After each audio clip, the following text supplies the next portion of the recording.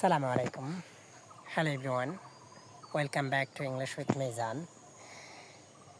This is a beautiful afternoon. I'm walking in the middle of nature. The gentle breeze, the green trees, and the peaceful environment remind me of the beautiful of Allah's creation. Nature gives us peace and help us feel calm and grateful. At the same time, we are in the blessed month of Ramadan.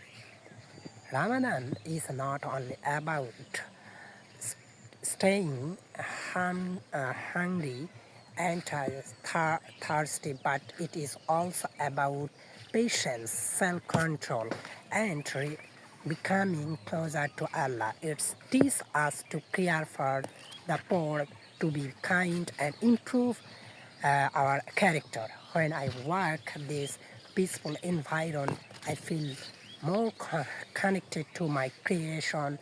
Ramadan give us a chance to be peaceful heart and make ourselves better human beings, and let us use this precious so time to pray more, help other, and thank Allah for His countless blessing. Thanks for watching.